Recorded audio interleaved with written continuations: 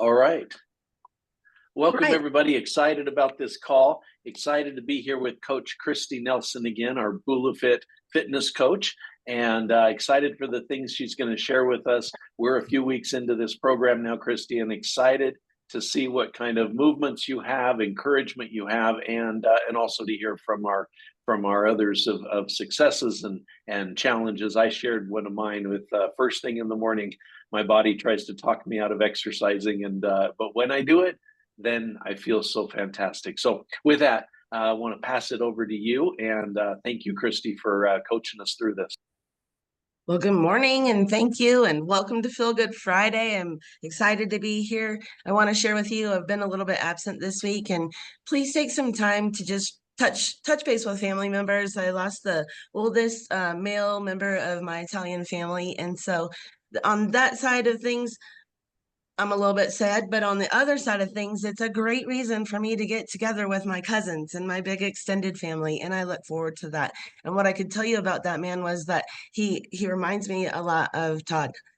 Because he always was this big supporter in my health journey, and he always wanted to know what I was doing, and he always wanted to have more information, and I brought him products and things like that. So I'm just in a place of celebration, and I'm happy to be here with you today. So thank you for a little bit of grace, and we're going to get back to it.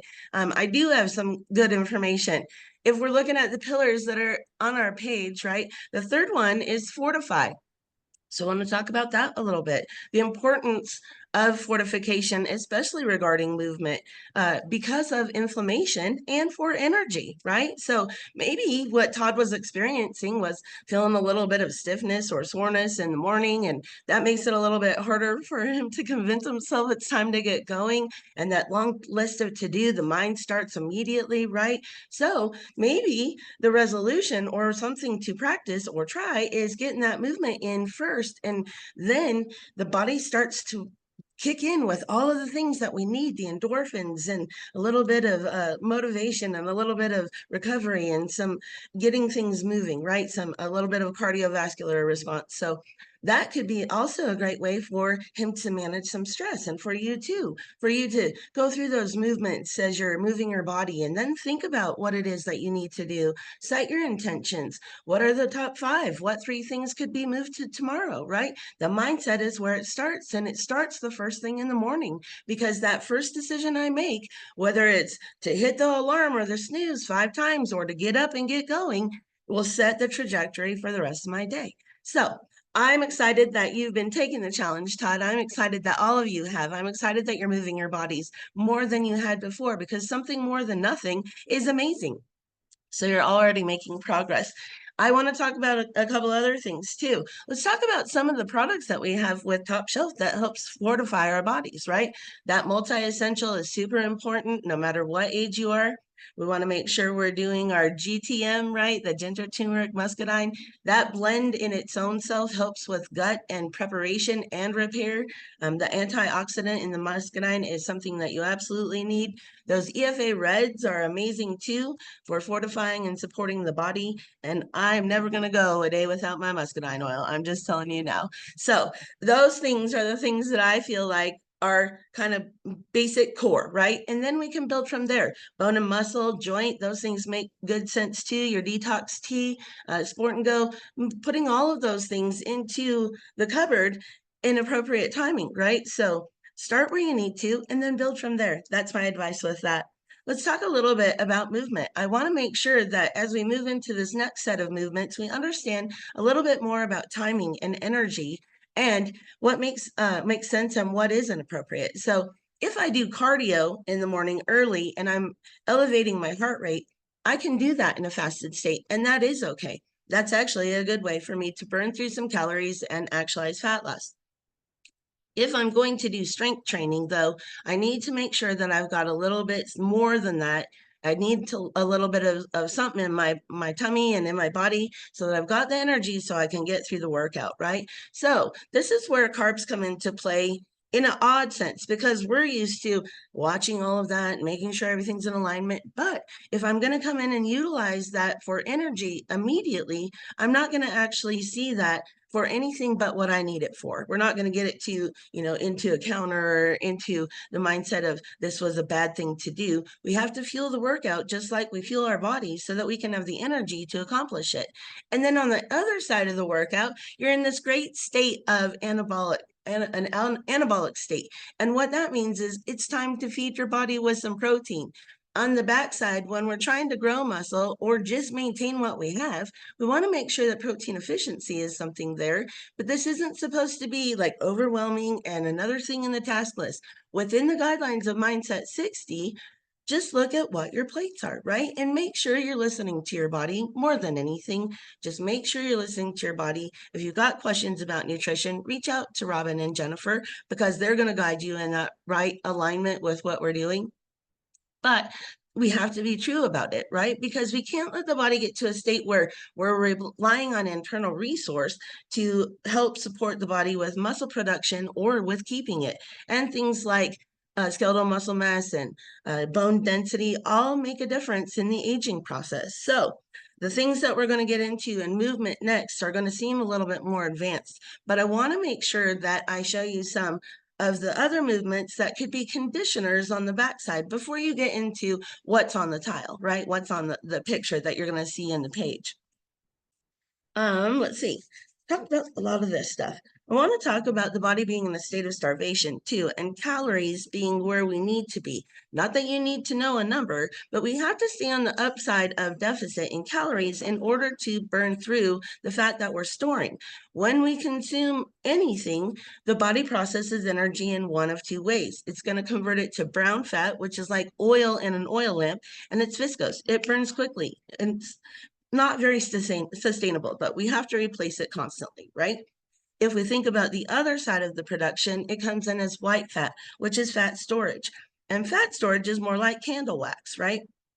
We know the story of Hanukkah and how they utilized the candles and kept the light going for 8 days because it's a long burn, sustainable energy. And that's what that fat is like in our body. There's one more type of fat I want to talk about, and this one tells me the most about your health. So there's something called visceral fat, and that's in the chest cavity and the lower abdomen. And that is like packing styrofoam in around your organs and your systems, and it prohibits them from working the way that they should. So there's a scale and on visceral fat, and depending on who's telling you about the metrics, right? I know these days smartwatches have those things, and there's different ways you can buy scales out there and all of that. Just make sure that you read the pamphlet that goes with your device so that you understand the metrics. But at a certain number, we're in a safe range and we're out of risk for things like cardiovascular disease and endocrine issues, cancer, diabetes. The list is long. But if we can control the health and get that profile down to a lower number, then we remove ourselves. We're not completely out of risk ever. But we can reduce the risk of having those kinds of issues in our lives and then having to focus on that in health instead of just doing what we want to, right? So those are some things that you can look at besides the number in the weight. The scale tells you a snapshot of gravitational pull in a relative moment of time, right?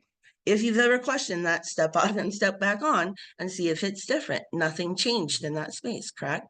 So I want to make sure that we understand some of that, and so that we're not putting our bodies in a state of starvation because we think that less is more, and that's not always the truth.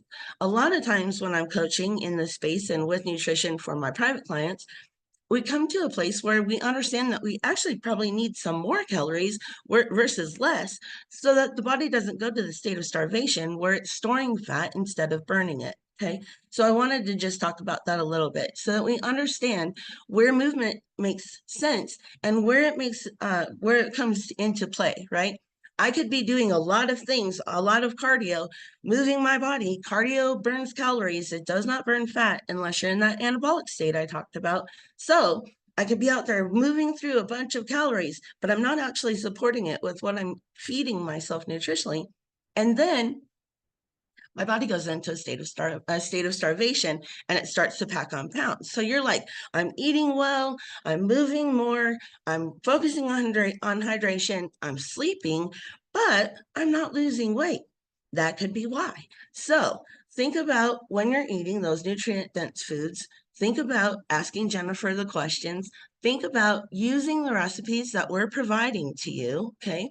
And see if that doesn't instigate some change, right? So, without going through all the science, follow the plan, ask the questions. When you're not making progress or you feel like you're stuck, raise your hand. Send a personal message or post something in the chat or on the Facebook page, and we'll be sure to respond, okay? All right. Any questions so far? No? All right. I wanted to talk to you about BMI. That's your body mass index, right? And this is the last metric I'm going to talk about, and then we're going to get into movement. Well, I have a surprise, actually. So BMI is that body mass index, and there's only one answer.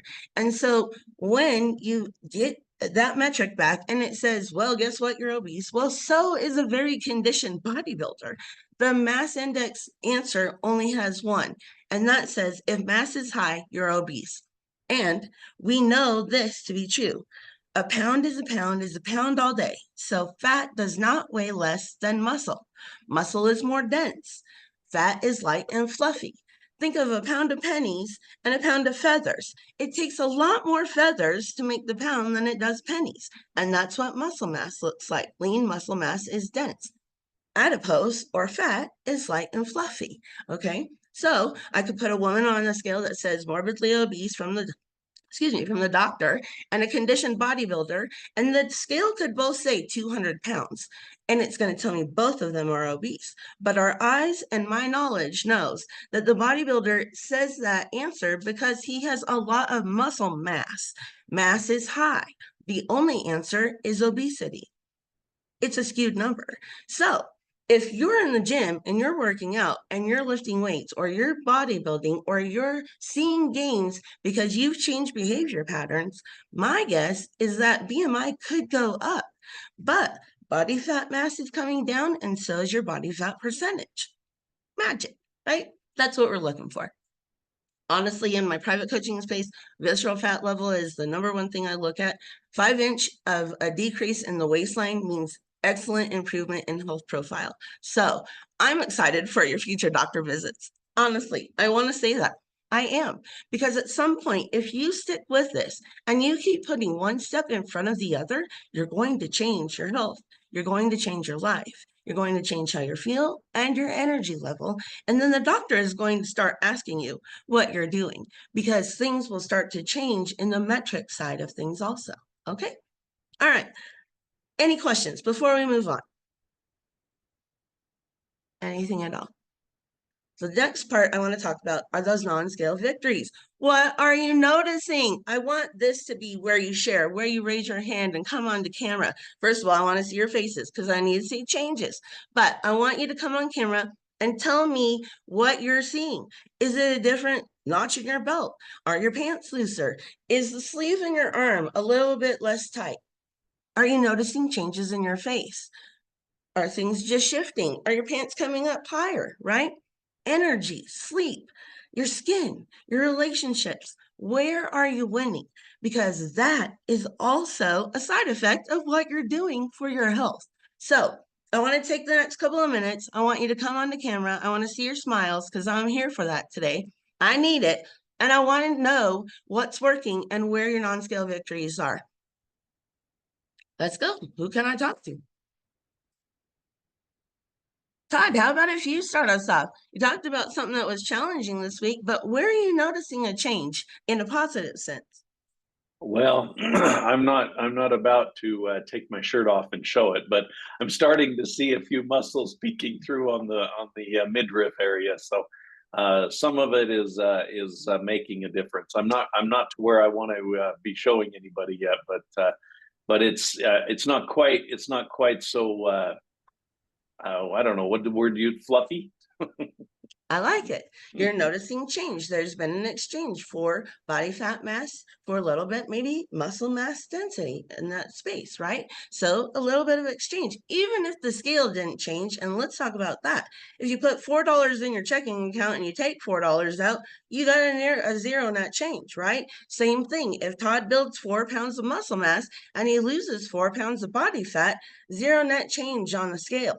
the scale adjusts as it should relatively, right? It should adjust accordingly based on those differences. Who's next? Hello. Darlene, I see your face. Oh yeah, let's go. Yes. Good morning, everybody. I'm not dressed, so I'm not gonna be turning my camera on. It'd probably We can scare you respect if I did. But I've seen changes with inches. Um, because I was put back on steroids for a minute, and the weight that I did lose, it put weight back on me. So I'm seeing the inches come off. I'm noticing my face is getting a little slimmer. My thighs are getting back slim. I'm noticing Excellent. strength. A little more in my getting some of my hips a little because I'm doing a lot of hip strengthening and stuff. So I'm seeing some difference, and so I'm grateful for that. So I love that. I love that. I love that we're 3 weeks into this and folks are already starting to notice slight changes in self. In usually about 4 weeks is when you notice it, 8 weeks, someone else, 12 weeks later, the world's like, what are you doing? Right? Who's next? Hey, Morning. hello. Hi, Mr. Mike. How are you? What's going on, Kristi? It's nice to see you. Nice to see you. Hey, I was right in the middle of making a shake for us when Sue said, your turn. Yeah. Tell us. I've noticed that I've been, 'cause I do all my walking at work because I'm a custodian. So I get a lot of steps in. I get over Sometimes 20,000 steps. 25,000, right? Yeah, I get over, I get over A lot. 20,000 steps at least. And then like on my when I have time, I'm in my closet at work, so I do like my my closet. yeah. Well, I hide out. Put it that way. I hide out. Then I do my stretches. I do my push-ups. Mhm. I want to do pull-ups, but I don't have no place to do pull-ups at work, so I have to do them at home. Yeah. But I other like than it. that, I'm doing okay.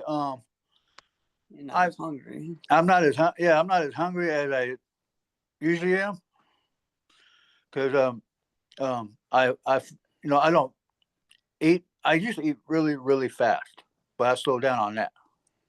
Excellent. So and then when we went to the doctor a couple weeks ago, I think it was A week ago. a week ago, um, Sue said that that we're starting back up on keto, and he said, Well, starting back on a health journey. well, on a health journey is what she said. But he said, okay, and then he wants us to come back every 3 months now instead of every 6 months, come back every 3 months and give us an update. So, Awesome. my sugar was a little high, not just barely, just barely over. So I've been trying to work on that too, 'cause I want to give him a good impression. Excellent.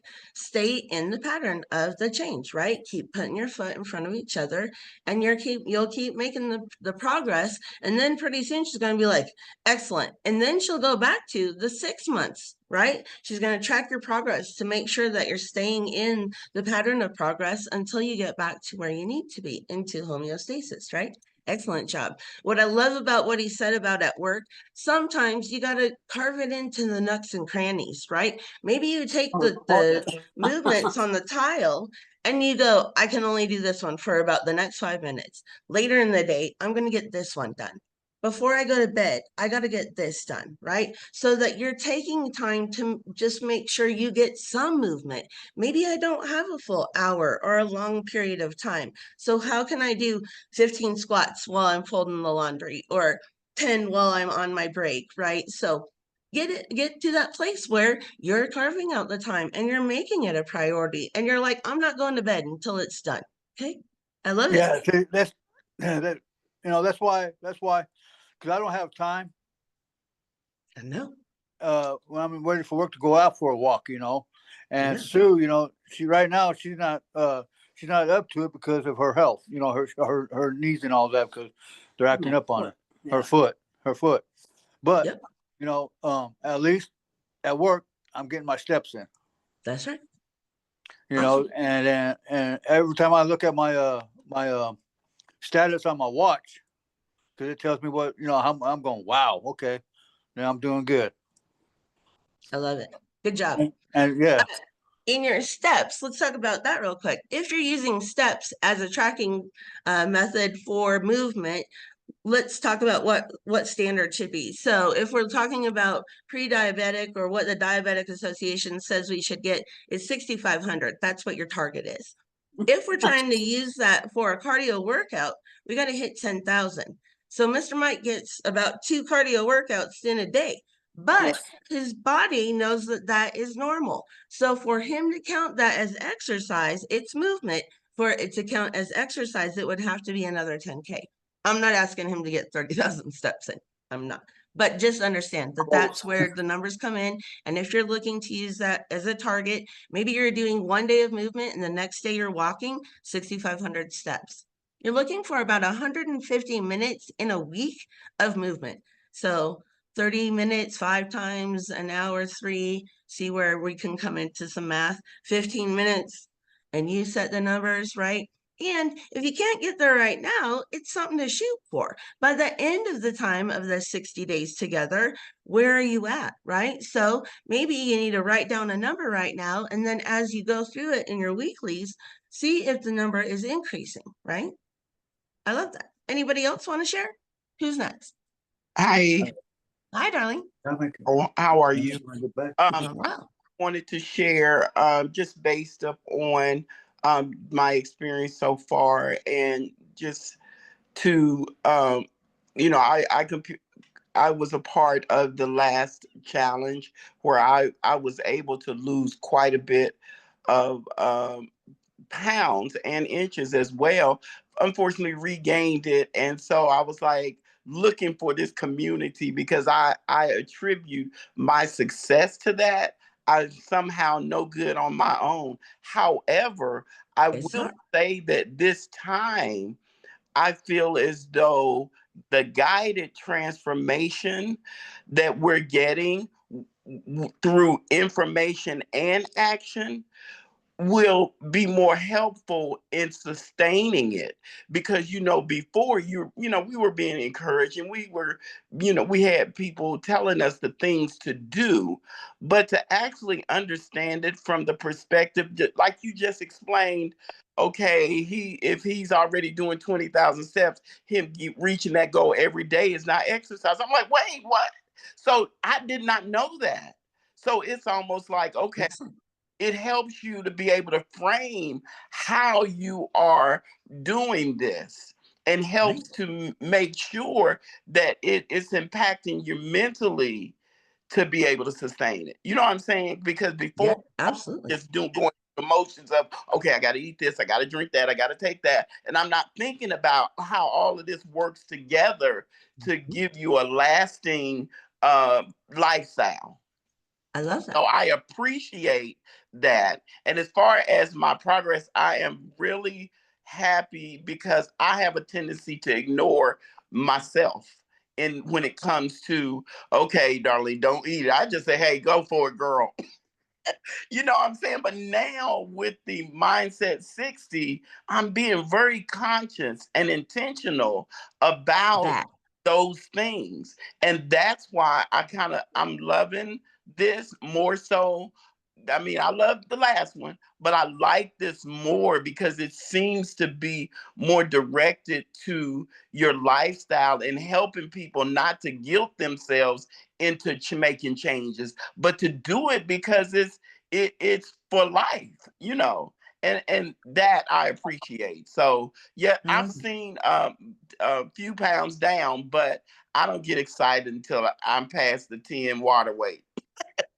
Because I drink a lot of water, okay? So yeah, so with that and with the mindful eating, I am I've seen changes in myself mentally and with how I have a relationship with food. I love that. the understanding part is essential, right? You could do a lot of things, and if you don't know why would you keep doing them, right? Why wouldn't you just go back to how you always did things before? So when we put the educational piece in and you understand why, and then you can perform it and you see something happen because of that, it's a lot more motivating to stick with it and to keep trying and to keep trying the next thing we put out there for you and to keep pushing and to getting to a different space where all of a sudden you're like, I just ran up a hill. And you call a friend and you go, and they go, why? And I go, I don't know, but it didn't hurt and I could, and I felt good about it. And I'm not going to have to sit on the bench and recover. So those things start to happen. And when it's organic and authentic, it's beautiful. It feels so good. And it's easy to talk about it and then share with others. And then the next thing you know, you got 3 friends that want to come do this with you in the next one, right? And you're absolutely right about what we're talking about here with when you go to a dietitian or when you start a program in a gym, it seems linear. It seems like it has a start date and a stop date. And if I don't hit those numbers, I failed at this. I was not successful. And here, that is not the truth. If you learn something from it and you're implementing change or changing behaviors and seeing progress step by step, that's where it becomes lifestyle, right? When we talk about the pillars, and then we layer one in. We're going to stack them in just like this. There's 6 of them, right? And we're going to do that. But we don't do it all at once. We go this and we practice it. And then here's a new one and we practice it till it compresses. And now this is one. And then we add the new one. And instead of it being a third thing, it's 2. It always stays at 2. This becomes 1 compressive, right? Then we add another compressive. My box gets bigger until it's a cycle. Now here's your lifestyle. Okay, it's not something you have to relearn over and over and over. And a lot of this is just stuff you didn't know, but there's a lot to know. Okay, so it takes people like Jen and Robin and me and others and Todd who have this understanding and took time and got the knowledge to share it with folks like you and everyone in the community so that you can do yourself a service and have a better understanding of what your body's doing so you can make better choices or stay in the pattern of that change, right? That's how you do it. So I love it. Okay, let's get to movement. Like I talked about, this week is going to be power, and it's a lot. Okay, so if you're not ready for full blown, I'm going to throw some different things out there. I'm going to start today on the smaller side of the movements and then kind of talk about where we go to full blown. When I put the tile up there, I'm going to put the video of the movement as it's shown on the tile. Know that it's going to be advanced. Okay, so we're going to drop it back a bit.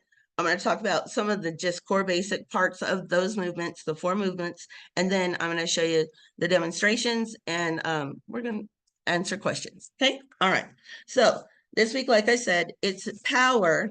And the 4 different movements that we have are push-ups, mountain climbers, side planks, and jump squats. Half of you just wanted to leave. I know. I already know that. It's a lot, but that's okay because every single one of those power movements has a regression or a starting place, right? Where we condition from the start place to be able to do the power movement. So that's what I'm going to demonstrate.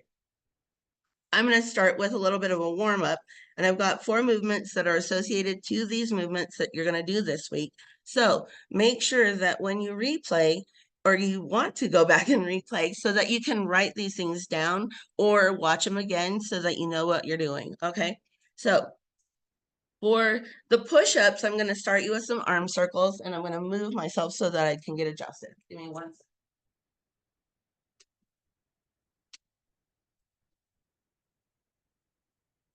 All right, so for a push-up warm-up, I want us to do some arm circles. And you're just pushing and pulling all into a range of motion like it's a clock, right? Up to 12, back to 9, down to 6, forward to 3, okay? Then you're going to go the opposite direction. Go 6. Whatever you do forward, I want you to do backwards, okay? Make sure you're breathing in a normal breathing pattern as you're doing this. Great job. All right, second movement. Their second movement is the mountain climber. And for the mountain climber warm-up, I want you to do just a standing dead bug. Okay, so Make an adjustment again. I think we did this the last time. I've got my chair handy, so I can use that for support if I need it. And I'm gonna go sideways so you can see extension here in the leg and in the arm. I'm sorry, it's so hard to see that. Let's see if I can skip that. A little bit better. Here. Okay. So extending. You can do opposite leg and opposite arm, or on the same side. Here. Okay. And we're just extending the heel straight back out with the leg. The arm is coming up and down. The other videos will be a little easier to see, and I will include the warm-up. Your third one is for your lower body and warming up your hips. So I'm going to get into a stance here where I'm in a little bit of a hinge in my knees, and they're a little wider than my hips. I'm going to think about having a hula hoop on, and I'm going to push my hips out in all the directions. Go 5 times one way, and then switch to the other. Okay, that's your hula hoop motion. The last one is a high march. For the high march, you can hold onto the chair and stand here and bring the knees up high, or raise the hands up overhead for a little more challenge. Okay, this is a good warm-up. All right. You're going about 6 repetitions for each of those movements. 6 to 12. Maybe do them 2 or 3 times. That should help warm you up. Okay, great. Push-ups. I want to start you with a wall push, okay? So instead of coming all the way down to the floor and doing a full-blown traditional push-up, let's start with a wall push. So what we're going to do is go up to the wall, stand in a plank position. Sorry, I'm struggling with this. I need a cameraman. All right. Stand in a plank position, in a lunge position here, one knee forward and the weight in the knee. The back leg is going extended and you're pushing the heel through the floor. I'm going to come to the wall here and push the wall with my hands flat or in a knuckle position if it's a lot in the hand flexion here, and push it for 30 seconds, okay? So set a timer, push it for 30 seconds, and you're pushing off that back leg like you're trying to push the wall into the next room, okay? So give it a good amount of pressure, hold it, make sure you breathe for the 30 seconds, and that's gonna be your conditioner to start getting into a push-up. Other ways to do push-ups are elevating yourself, right? So I've got a bench that goes to my table, and I can come into the push-up position here, back here, and then do them here. So it's not so much, right? I could do them any elevation, a counter, the wall, the bench here to the floor, okay? The other thing about a push-up is you can do it on your knees. So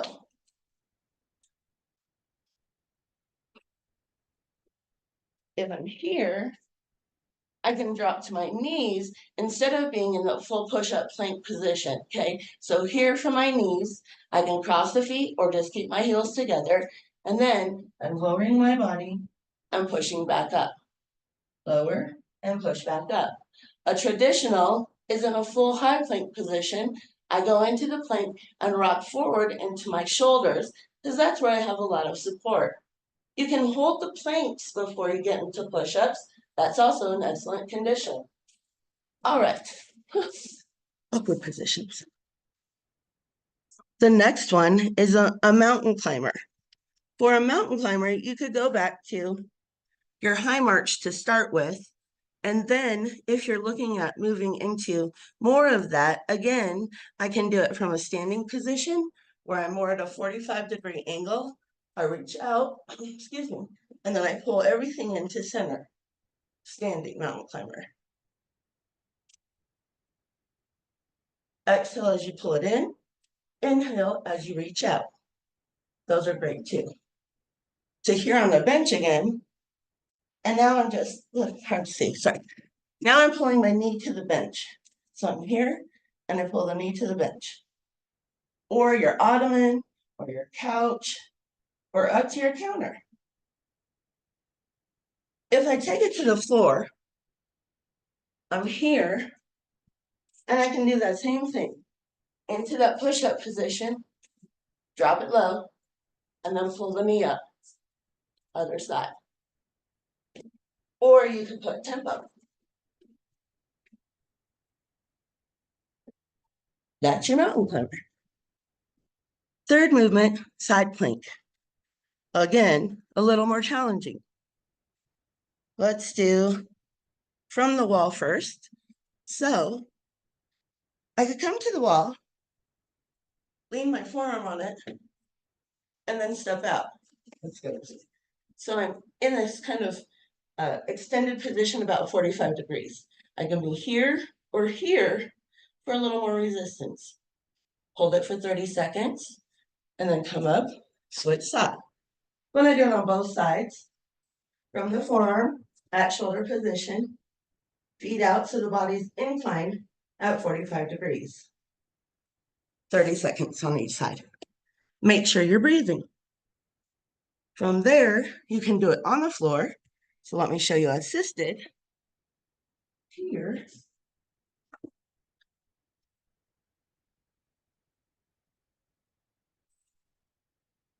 I stack my knees on top of each other, push through my elbow, and pop my hip up here. Then I want to take my arm and extend it up above. If I don't need that much help, I just extend my feet out, press up here, same thing. Hold for 30 seconds, make sure you're breathing. Watch your balance on that one. Last movement, jump squats. Let's start in a chair. The easiest way to start with a squat to make sure that you're in the right form is to use a chair. And it's super important because we want to protect your knees. So, here's my chair.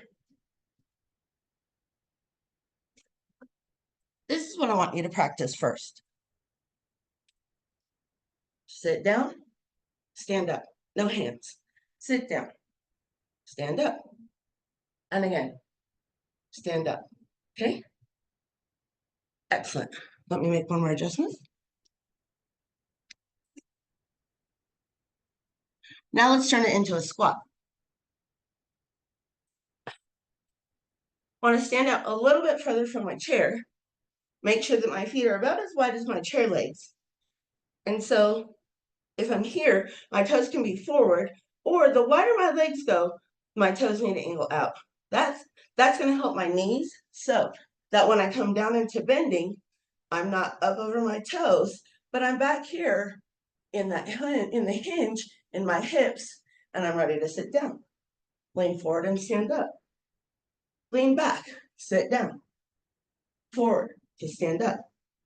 Here's 3. Exhale as you stand up. That's your exertion. Inhale as you sit down. Let's just tap in that same position. Tap it. Stand back up. Tap. Stand back up. Tap. And again. Without a chair, here. Low. Don't lose your balance. Just like this. Okay? Knees are coming out wide to the sides. My hips go back behind me. My knees are not up at my toes here. I shift back here so that I'm here in the squat position. All right? Excellent. We're almost to the squat jump. This is the most dynamic movement in all of it. So, if you're not ready, don't go there yet. If you're ready, try it a couple of times. You don't have to do 20. You have to do 2, right? Just try it. All right, we're going nice and wide with the feet. Toes are angled out. Knees are coming out wide also, but my hips go back behind. I inhale to load, and then explosive jump out. Right here. That's your jump squat. It's a lot. All right. What questions do you have? I know I've had you on here for a little while. Get your water. Any questions so far? New videos will come this week. They'll probably have a little bit more than just one movement because I'll demonstrate some of the regressions. The last thing I have is your cool down, and I'll finish with that. Rep numbers. The tile is going to tell you push-ups, 1 to I'm going to tell you it says to failure. I'm going to tell you start with 1 and move to 12, okay, per set. So 12 is a lot. I'm going to say 6 is probably magic. Mountain climbers, let's go 10 to 12 each side, or start with 8. Here's the rule of how to decide. You want to keep 1 rep in reserve, or 2. What that means is if I can go to 10, I can stop at 8 because I need to make sure I've got those 2 extra reps in reserve so I'm not a failure, okay? So that's how I want you to do some math and determine how many you're going to do. If you can get to 10, stop at 8. If you cannot get to 10, stop at 6, okay? It's trainer math. We'll learn it together. But that's the rule. Reps in reserve up to 2 reps in reserve. So if you can go to 10, stop at 8. If you cannot get to 10, stop at 6, okay? All right. Your cool down. I just want you to do big breathing, okay? Big breaths here. This is called a sunflower. Reach all the way to the top, bring it back down. Inhale, exhale. Inhale, exhale. Perfect timing. One more. Excellent. Do 5 to 6 of those. Next is going to be an lat and oblique stretch. So here on the sides, I'm going to stretch it out, reach it up high into the sky, and then over to the side. Same thing, 5 or 6 on each side. Make sure you're breathing. In this part, you're trying to bring your breathing and your heart rate back to homeostasis, back to normal, so that you don't stay in an excited state for the rest of the day. Next one, let's go a chest stretch. Across front here, nice and wide. Get that chest to open up, especially after those push-ups. Crisscross the hands across the front here at chest each time. 5 to 6 of these. Then on the last one, slide the arm across, grab the elbow. You're sliding the shoulder across front here, and I want you to rotate your wrist, especially if you do those push-ups in that full flexion position with the hand. Same thing other side. Grab the elbow, pull it to the body, rotate the wrist. Make sure you continue breathing. Last one I have is a side bend. So hands at side, top of the thighs. You're sliding down to the top of the knee, each side. Continue breathing. Inhale. Exhale as I come to center. Inhale as I slide to my knee. Exhale to center. Probably 8 on each side for that one. Excellent way to calm me down. I'm back to regular breathing. I can talk without trying to catch my breath. I do need a drink of water. I want to make sure you have your water handy. I should have had mine today, so please make sure you do. Any questions before we wrap it up? I know today was longer, but those movements were more advanced, so I wanted to make sure we had longer conversation about them, and I thought the information was valuable too. Any feedback? Todd, I'm going to hand it back to you. Fantastic. Thank you, Kristi. That was a wonderful, both a training as well as introduction to those movements. Glad to know that the mountain climbers and the plank, what else? The push-ups, those are all things I did this morning. So I was on track. So thank you so much for that. Enjoyed all the comments from people as well. Everybody's in the trenches making it happen, and I wish everybody a fantastic day. Keep it up, keep going. I know I'm working on it as well. It's fun to be on this journey together. Have a great day. Thank you so much. I am so proud of you. If you need anything at all, please reach out and let me know. Bye. Bye, everybody. Thank you, Ms. Kristi. Thank you, Mr. Thanks, Todd. Kristi. Have a great Bye. Saturday. Thank you. I mean, Maureen out of Friday. Nashville. Bye. Bye.